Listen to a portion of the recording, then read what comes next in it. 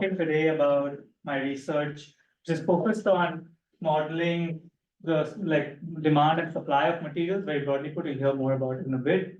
But the idea is to figure out the extent to which materials availability constrains the ability to deploy clean energy at scale and fast. And how do we understand the constraints and how do we model out how the materials demand and supply might evolve in response to that clean energy demand.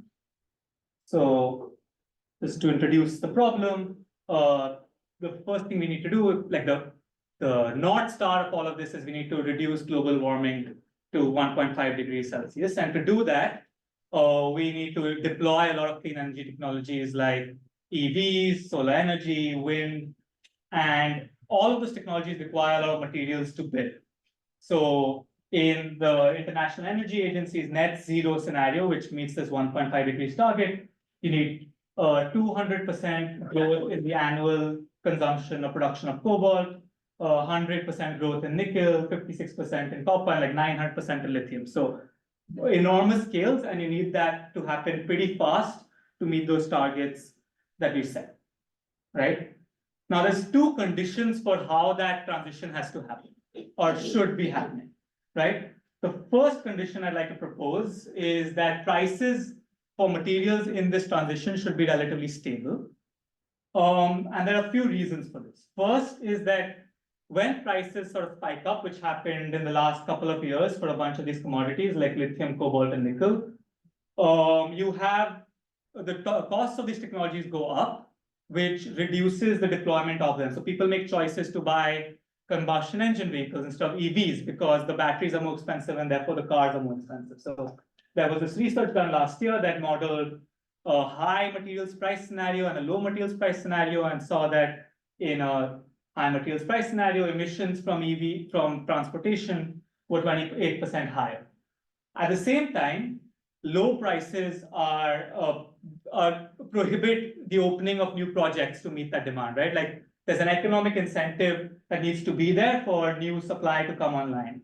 So if prices were like infinite, you could have a lot of supply open, but that would inhibit the technologies. If prices were zero, you could have a lot of deployment, but nobody would bring out the material. So you need this sort of equilibrium or like a stable level. But what happens is this commodity cycle, right? So over time, prices go up, people reduce consumption, prices go back down, then people stop producing. And there's this idea in the long run, prices fix everything. But in the long run, we're all dead, right? We don't have that time to kind of allow for these long cycles to slow down deployment. We need to be a little more thoughtful and strategic of how that transition can happen faster. The second condition for how this transition has to happen is that the way that material is produced and supplied should be done thoughtfully and responsibly. So you could just go out and dig up all the earth and take out all the minerals from the ground, but mining and processing is environmentally intensive. So this is a picture of a copper mine, and the amount of copper that comes out of digging all of that rock is this much, right? So that's kind of just a pictorial representation of land use impact. The second point is that a lot of mineral resources are concentrated in sensitive areas. So over 70% of mineral resources are estimated to be around indigenous land. So you can't just go in and build a mining project. You have to think about locations where you can do that. And compared to sort of other clean energy deployment like solar and wind, you can't move the deposit, right? You can't set up a wind plant somewhere else. So that makes permitting and sort of setting up mining projects difficult. And there's also there's water risk in a lot of these regions. So you can't just increase production. You need to do it in a way that is thoughtful and sustainable. And so you have these multiple targets that you are trying to meet at the same time. And that's where sort of this idea of trying to figure out the best ways we can devise strategies to that comes in and sort of alludes to the need for some sort of modeling approach, right? So the way typically people evaluate availability of materials and look at these sort of different risks in the supply chain is called criticality analysis. And they typically bucket sort of risk factors into a few different categories. So here I've presented one version of that, which is you could have geologic constraints. So things like how many resources there are in the ground and whether that resource base is enough to meet demand.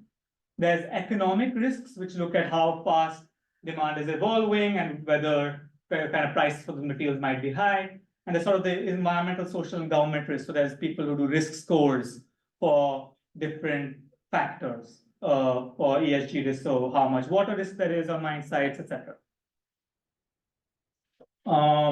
And there's a bunch of different indicators people use. There's a lot of aggregation methods that can be used to do that scoring system, but it's basically a scorecard. And there's two issues with having a scorecard. One, and people have pointed this out, is that it doesn't account for correlations between different indicators really well. These sort of risk factors are not independent. You can't just give a score to geology and a score to ESG and just take the average of that, and I'll show you why. And typically these scorecards are static, where they do not respond dynamically to changes in technology or market feedback, right? So in reality, these things are all interlinked. The geology determines the economics. So how concentrated the ore is determines the cost of its extraction. The geology also determines sort of the environmental, social, government factors, right? Like where the location is where the deposit is located, sort of what the type of mineral deposit it is determines the kind of processing that it has to go through. And the economics and the ESG is also related, right? You could have a very clean process, but that would cost more. And sort of, I've placed it kind of in the middle of this is technology, where you can have technological innovation that can reduce the environmental and social impacts. You can have innovation that can extract more resources out of the same amount of rock and can reduce costs. That's kind of because of my worldview. You could kind of shuffle these boxes around. You could put technology at the side and the geologist will say we're in the middle. It's just that this is an engineering degree. And I think that the focus and the kind of the framing of the work is about how technology can kind of look at that system and we can identify ways to innovate to reduce that trade-off that I identified earlier. There's two criteria for any availability methodology that accounts for these factors in evaluating criticality. One is that they should be interactive. So they should consider these feedbacks between these different aspects of the system.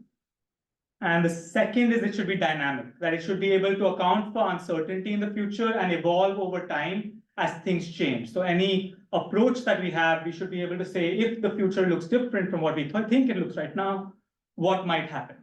So the methodology I propose will be focused on kind of having a dynamic, interactive model that accounts for these factors to evaluate materials availability. So the main contribution of my work is to develop a model. So that model is dynamic, it evolves over time. It evaluates materials availability, so it evaluates how material production evolves and how it meets, whether it can meet demand for clean energy, while accounting for different interacting risk factors, right? So I'm gonna spend a bit of time now explaining the model and explaining how it does all of that. But hopefully this was all to set up the kind of problem I've been trying to solve over this PhD. So the first part of the model is to kind of incorporate the economics of the system, right? So typically the way this is done is that historically you have consumption and production, which you can say is like demand and supply. So production is supply and consumption is demand, and they match because you typically consume as much as produced, everything else goes into inventory, and there's some balancing that happens. But the way models for these are done are they typically independent. So there'll be some people who are doing demand modeling or consumption modeling that will predict the needed consumption of materials over time. And there'll be some people who will model materials production and say, these are how many resources there are, this is the supply base that's available, and this is how much can come online. And effectively, people project this gap. They'll say that in 2040, there's this gap between demand and supply that needs to be filled. However, in reality, this gap won't actually exist. You will have feedback in the system where some consumption will be lost because there was not enough material produced, and some increases in production to match the need for consumption, and you'll have this black line which will go forward. So we want to look at, if you put in demand scenario and something we know about current supply, how can we estimate whether that black line is close to the orange line, so on top, where the supply is able to ramp up and meet demand very fast, or is that black line close to the purple line, where supply effectively acts as a constraint to clean energy deployment and consumption of these materials for those technologies? So any sort of deviation from that top line is electric vehicles that didn't get built with lithium ion because there was not enough lithium available, right? So lost consumption from a deployment point of view is bad unless you can find other ways to make that product without using materials. And the main sort of balancer of these two things, the main feedback mechanism is price, right? So price is both a function of the mismatch between consumption and production. So if desired consumption or demand is greater than the amount of supply, prices go up. If supply is greater than demand, prices go down. But price also feeds back and influences both of those things. So price influences consumption by reduced sales and substitution of materials. And price also influences production by incentivizing mine opening and closing and other operating decisions, right? So that central sort of feedback mechanism is missing in a lot of these models that sort of project supply and demand without incorporating price feedback. So we build this model where demand and supply of materials is balanced in every period. And the demand is a function of a few factors. So so you put in a demand growth scenario, and that can be from the IEA, for example, like there's a scenario for how demand for materials might evolve, and or if we have to meet net zero targets. You put in some substitution behavior. So that tells you how demand might respond to price. So that's a parameter. Then there's recycling rates, is a separate scenario put in. Recycling is a way to reduce demand for new mines. So if you could reuse and recycle material, you don't have as much demand for opening new projects. And then every period, some operating mines shut down and you have losses in the system, right? So in each period, you have new mines that you have to open to meet that demand. On the supply side, you have mineral resources. So there's this available base of resources that we have some data on.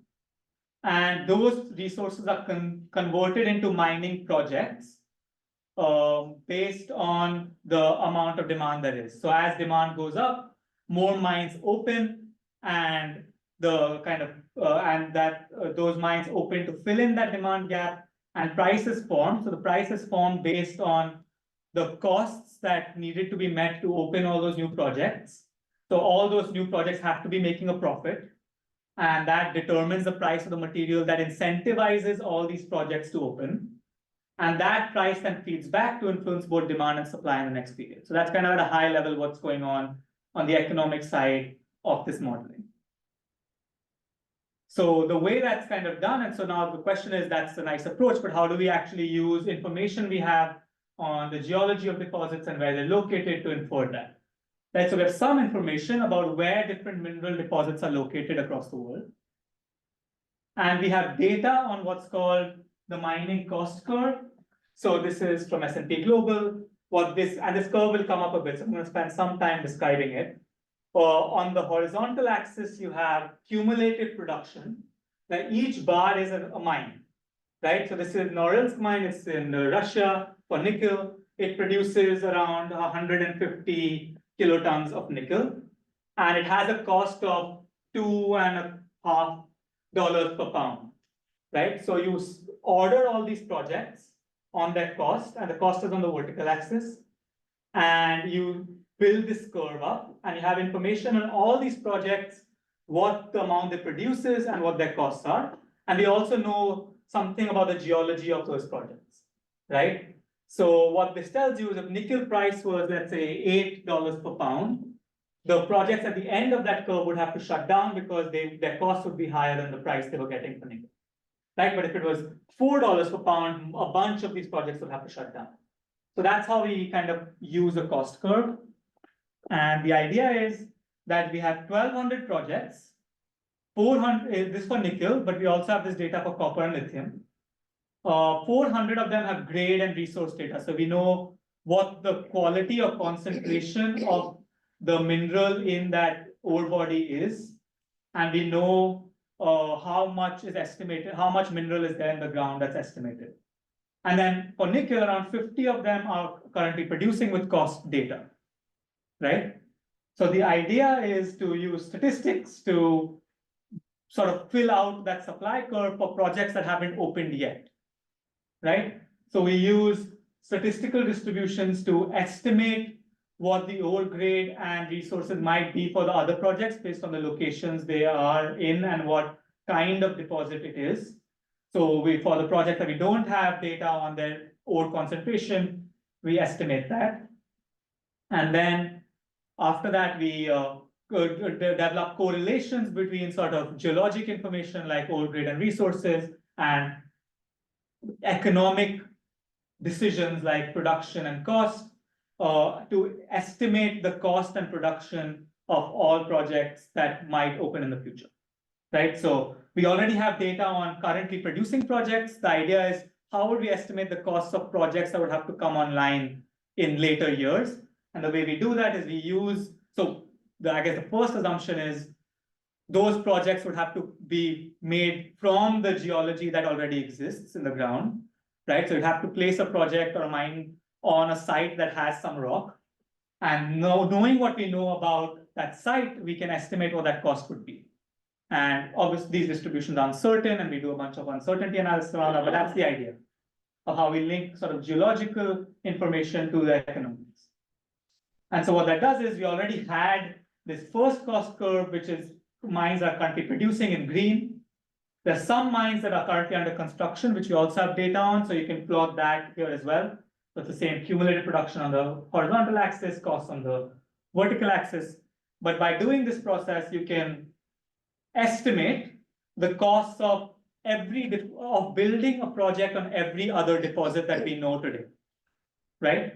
So in the future, as demand goes up, these projects in that resource pool will undergo a bunch of processes over time to start producing. So there will be a feasibility study, which is someone goes in and estimates whether it is worth it or not to open a mine there, very broadly speaking.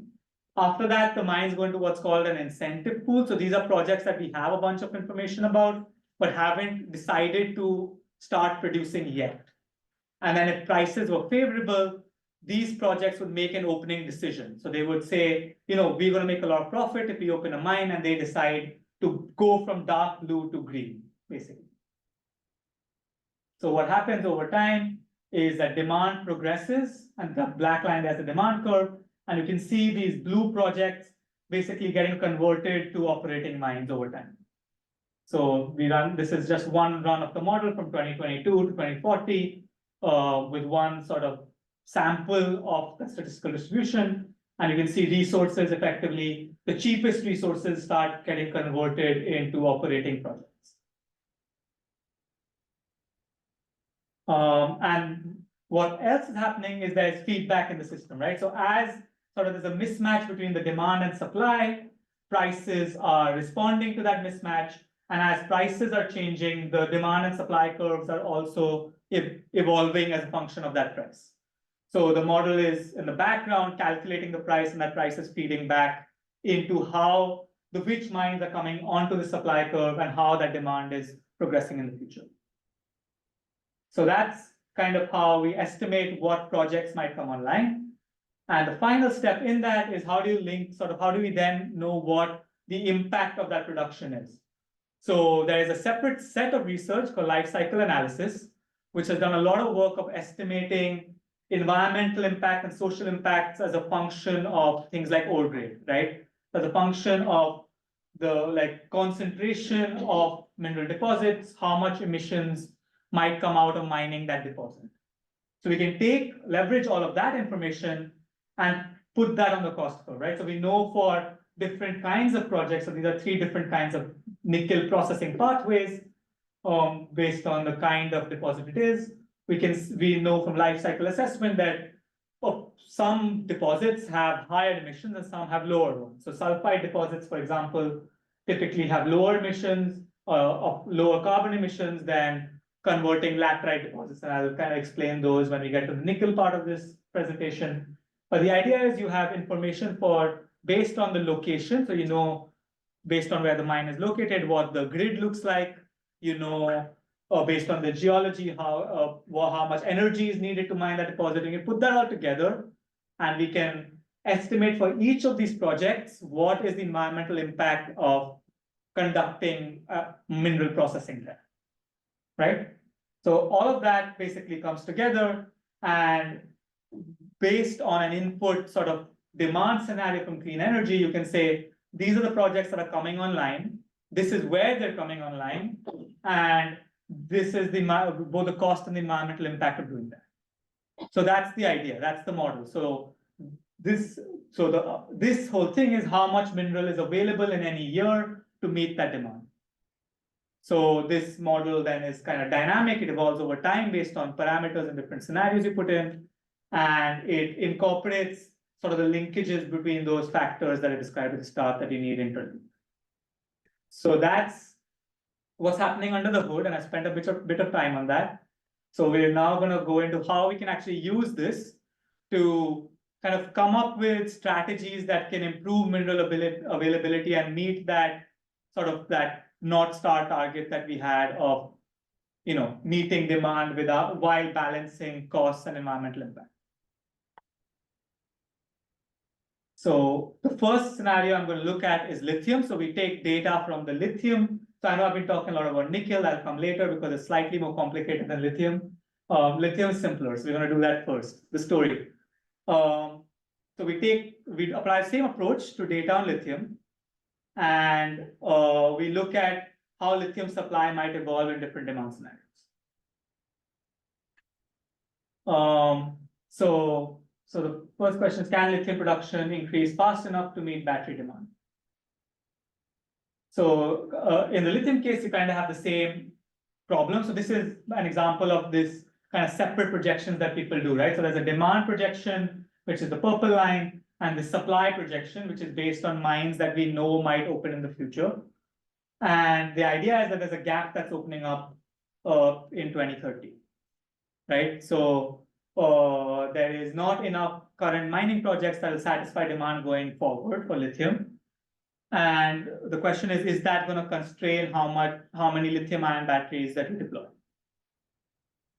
On the other aspect of the lithium problem is that, and this is true for mining in general, is that it takes many years for mines to open, right? So you have this very fast ramp up of demand, but mining projects take between 4 to 8 years in the case of lithium, even longer in other materials, to kind of actually go through permitting and construction and investment decisions, all of that. Moreover, there's typically delays. So 5 of the 6 projects that were scheduled to open in 2022 were delayed to 2023. So there's this timeline problem here of the speed at which demand is increasing and how slow supply typically is to respond to that demand.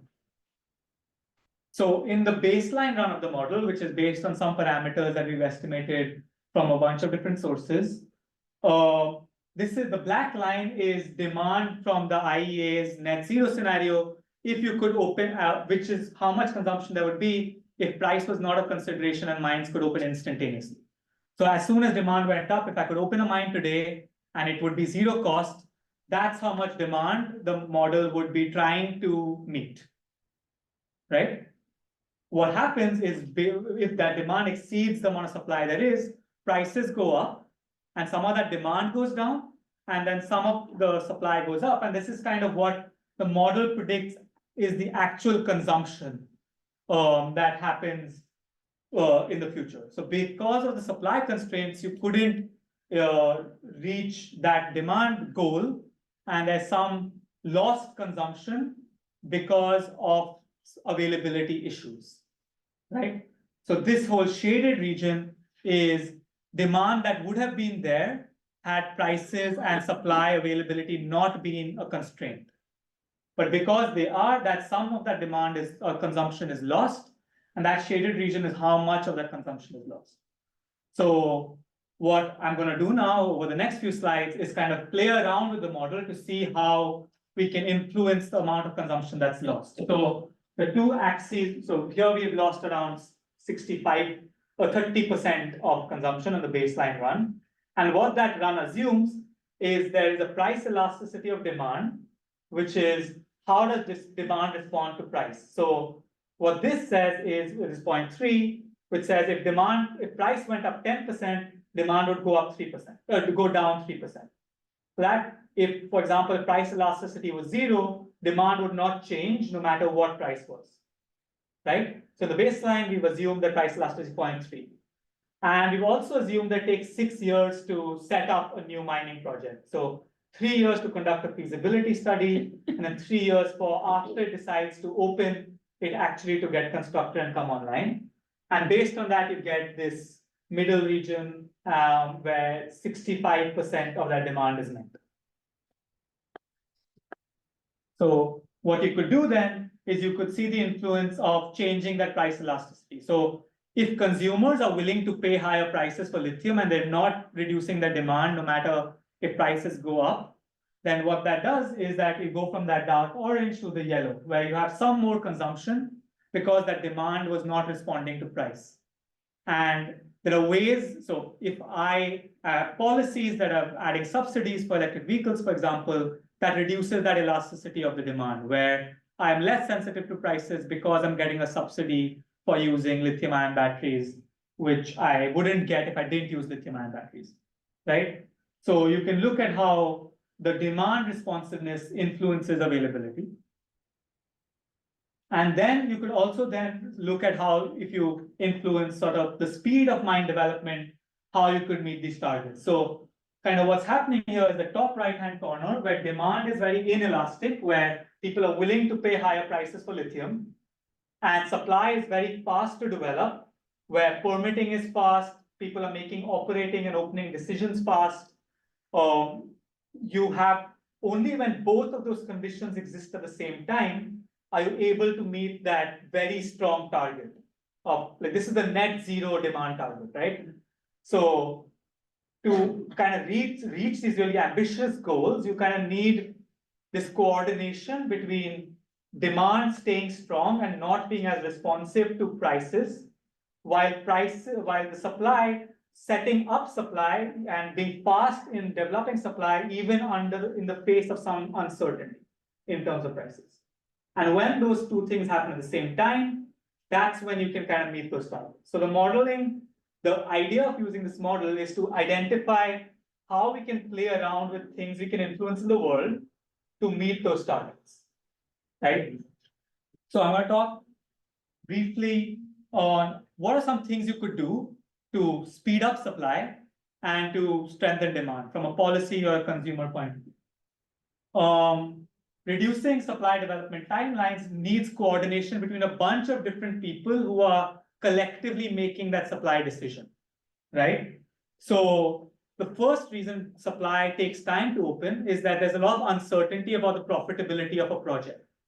Prices that I showed at the start are very volatile. So there's financial risk involved in opening up a project. So if you had a situation where you had offtake agreements, for example, where mining projects could go to financiers and say, we know we will get this much consumption from Ford or Tesla or whatever, right? They have promised to buy 10 years worth of material. It reduces that risk and it allows financing decisions to be made faster, right? The second important point in how supply development timelines can be reduced is permitting and having community engagement early on. Typically what happens is people go into a project, they say we want to start a project there, they try to get the financing, but they've not kind of got community buy-in yet. And then there's sort of protests and delays. And I'm going to kind of skip back for a second. If you had mine development timelines of 8 years, so delays, you don't mean that you have much worse availability, right? So delays in opening are really bad from the perspective of meeting these targets really fast. And then technology development. So there's some technologies like direct lithium extraction that reduce sort of processing times for mining operations. They're also, by virtue of being lower environmental impact, lower water use, are likelier to get permitted compared to other projects. So you could do things on a technology innovation side that can help speed up the supply that comes online. At the same time, you need policies that coordinate and strengthen demand, right? So, for example, subsidies for electric vehicles can ensure that people are less sensitive to prices because they're getting a subsidy for that. And you have development of alternative battery chemistries can ensure that if you have lost lithium consumption because lithium was not available, you can substitute and use other materials and still deploy different kinds of EVs, right? So having sort of innovation in battery chemistry can ensure that there's less of pressure on the lithium market. And kind of key point I want to make is that these have to happen somewhat in a coordinated fashion. Because if you had a policy that has subsidy for electric vehicles, but did not provide support on the supply side, you might not be as effective at reaching that target because you needed both of those things to happen at the same time. So you would get some way there, but not all the way there. And so when we're designing policies, we need to think about how we can sort of pair those policies for those two things to happen together. And kind of having this modeling approach can help you identify the value of doing that.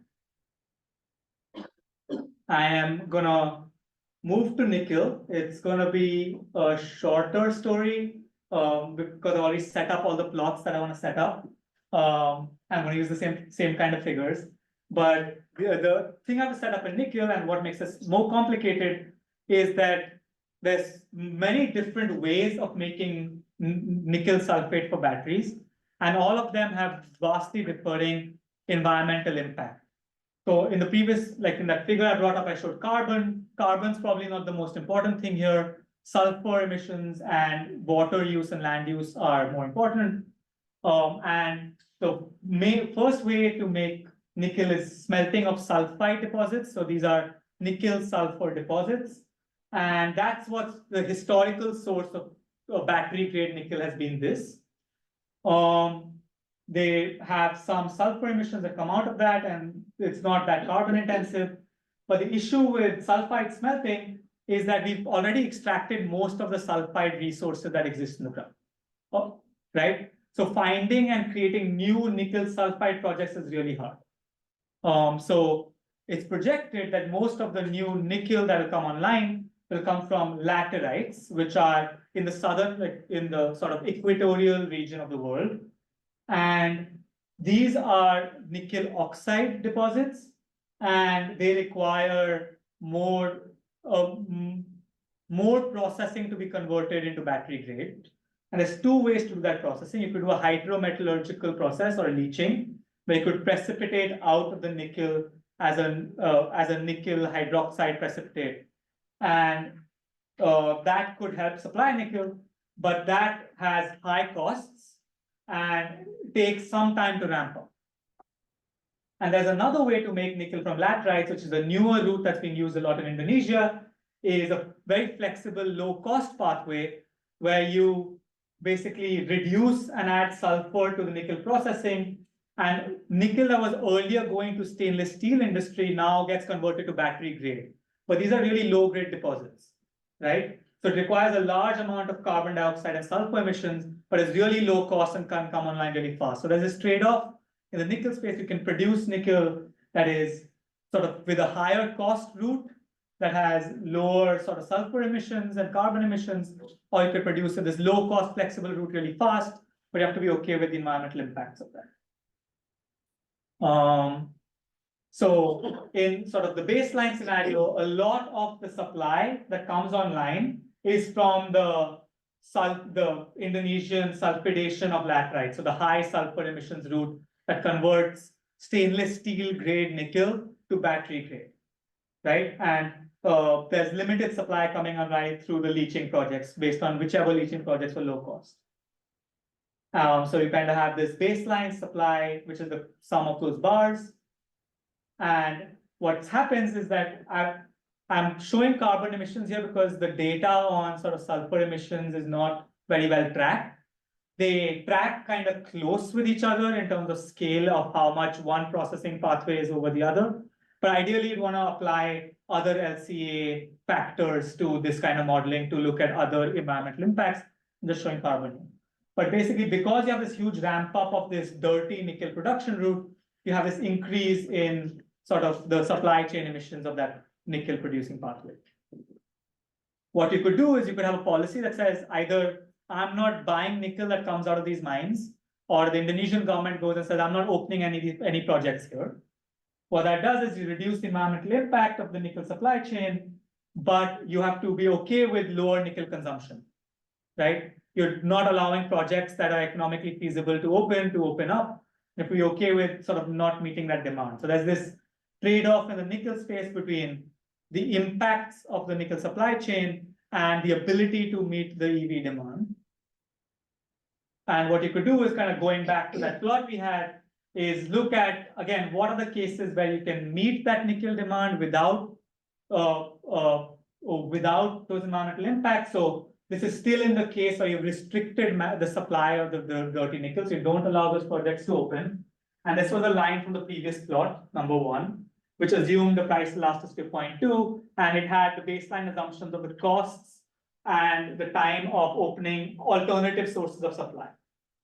But if you could make alternative supply sources cheaper and could have them open faster while at the same time demand being strong, you could meet the target. So the story is kind of the same, right?